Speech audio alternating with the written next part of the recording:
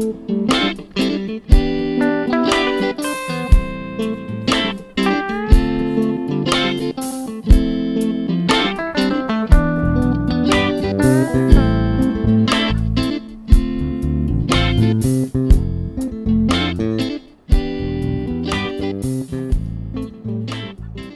loves, my name is Allie, also known as Naturally Allie. Welcome back to the channel. I'm glad you're here. Make sure to like and subscribe and join the Naturally Allie family because it's a good time over here.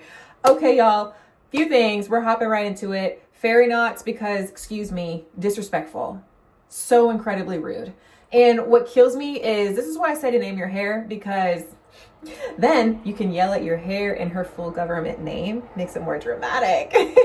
Listen, Tina and I would be beefing sometimes. That's why she's up. I need to wash her and we need to do a deep conditioning treatment. And we're going to prep because we're going on vacation. We're leaving to go to France on Saturday and we have a few days left before we go. I will be wearing Tina out and about and I am not going to wash her for 2 weeks. I know. Normally I would not do this, but when I tell you I am not about to drag my diffuser, I'm not going to take all my hair products. I'm not going to take all this stuff to do my hair with me. It's just really not necessary because I've learned how to extend my wash day, taking care of my hair for emergency purposes. I would never recommend to extend your wash day just to extend it because you don't feel like doing your hair. I would never recommend that unless you're going through something, then I totally understand. But the longer you extend your wash day, a lot of the times, the harder it is on your hair.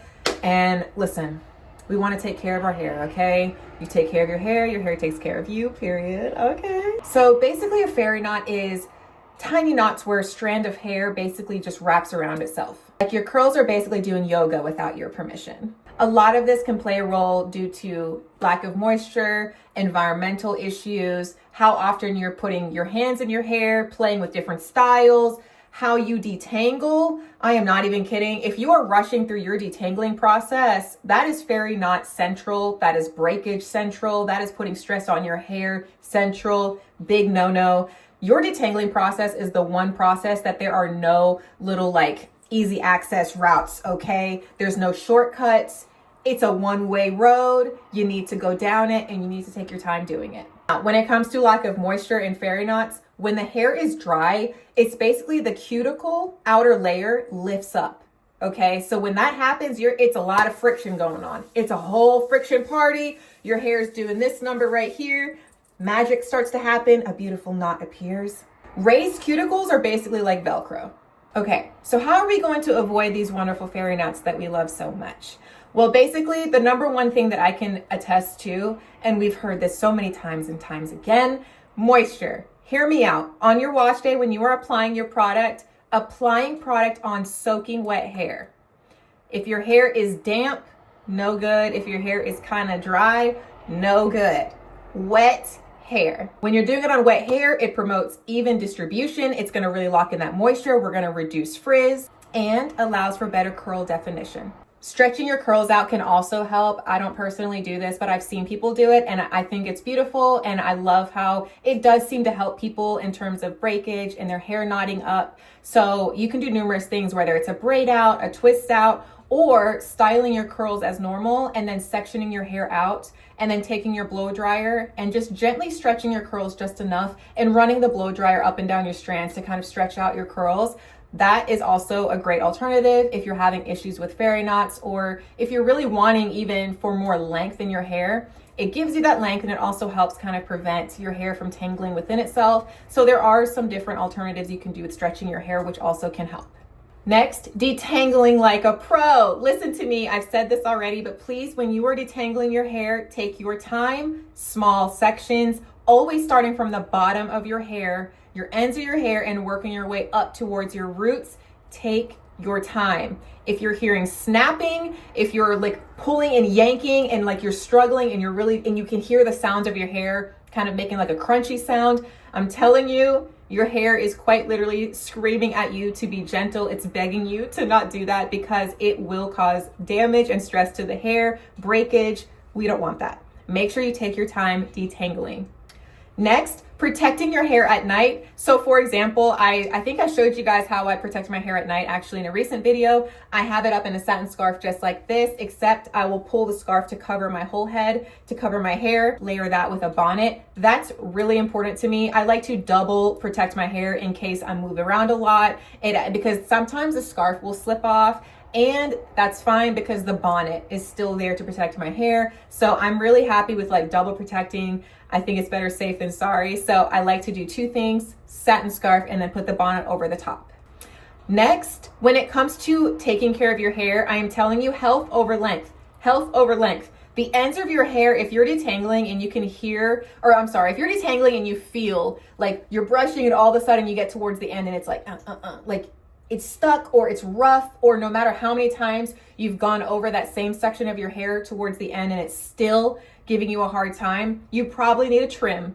So it's really important for me. I personally like to get my own scissors from like Sally's Beauty Supply, and I just dust my ends if I feel like there are some issues there, because I have noticed my detangling gets long and stressful when the ends of my hair are screaming. And sometimes I used to be like, you know what, I'm just gonna hold on to this length as long as I can, but don't ever do that, because I'm telling you, split ends, damaged ends will travel up the hair shaft, which means you'll have to cut off more later. It's not worth it. I always say health over length. The length will follow once the health and integrity of your hair is in check, I promise.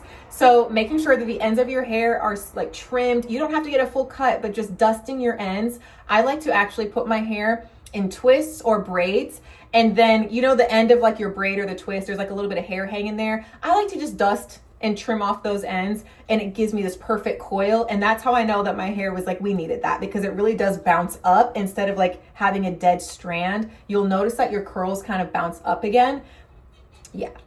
Okay, lastly, I am telling you, when it comes to sealing your ends, now, I know there's a whole discourse between oils and butters. I do use both, but I use them sparingly and I use them when needed. So for example, on this trip that I'm going on, I will be using this leave-in cream, and it is a heavier cream, but it will help my hair stay moisturized and hydrated for a longer period of time as compared to me using a lighter cream and lighter products, which is what I normally would do. But sealing your ends, that's something that I used to do, and I still kind of do on and off depending on if my hair needs it or not. So basically, after you get done styling your hair, your product's in there, your curls are good to go, you've diffused your hair, just take an oil, whatever oil that you like, and just go over the ends of your hair. I like to do the praying method, or just, you know, put the oil in and then just gently kind of scrunch the oil on the ends of your hair. That way you're really just kind of locking in all of that product that you just put in your hair, and your hair is going to be kind of basically sealed. So that oil is going to help keep your hair safe, basically just acting as like a shield, just protecting those ends. That's what I have done in the past, and I still do on and off depending on when my hair needs it. While I'm on this trip though, I will be bringing this Amika Hydro Rush. This is the Intense Moisture Leave-In Conditioner. This is a mini bottle. I'm not going to use this a lot, but I feel like on week 2, because typically my hair will be washed on like week 1. I normally wash every 5 days because I'm stretching it out for this trip. I will be using this on the ends of my hair just to kind of get my ends to be moisturized again, just get some good ingredients into my hair, because it'll probably get a little dried out. But I do plan to keep my hair up a lot in my satin scarf. We are going to be protecting her at night still. She's not doing anything crazy. We're not going swimming. We're not going to do anything to really impact my hair.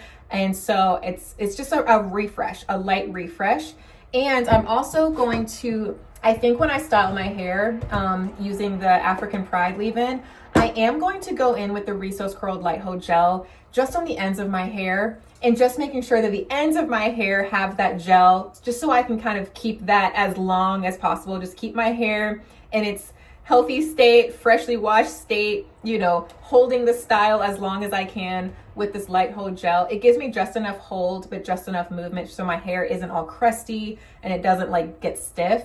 So I'm just going to use this on the ends of my hair just to help kind of make my hair last a little longer. I'm not worried about frizz. I don't care about frizz. I love frizz. I'm more worried about just making sure that my ends of my hair are staying protected. So I am going to be using these 2 products to wash my hair, and then I will be refreshing using my Amika Hydro Rush. leave-in conditioner spray. I am going to bring an oil of some kind though to do scalp massaging. I'm not going to overload my pores and do it every single night with an oil. I am gonna scalp massage every night though. But I am gonna bring an oil just to kind of touch up my hair a little bit and maybe put it on the ends of my hair if needed. So while I'm on this trip, I'll keep you all updated on how my hair is doing, but really I'm gonna keep my hands out of my hair and just make sure that the ends of my hair are taken care of. When it comes to your single strand knots, at the end of the day, all you can do is the best you can do. Please do not beat yourself up if you still find you're having issues. It could be worth going to a stylist, someone who specializes in curly hair, just having them look at your hair and give maybe some product recommendations. I will say I went to my curly stylist. She gave me the Mizani True Textures Curl Enhancing Lotion. And when I tell you that has been a game changer for me, and that was a product I never used before. So you never know. You have to remember, you're only human. Your hair is gonna do what it does sometimes, and you're just gonna have to kind of work with it, bear with it, and remember that there's some things that you really can't prevent no matter how much you try. I think the best that you can do is just do your best and just pay attention to your hair, listen to your hair, check on the ends of your hair, be gentle with your hair, and be very gentle when you're detangling.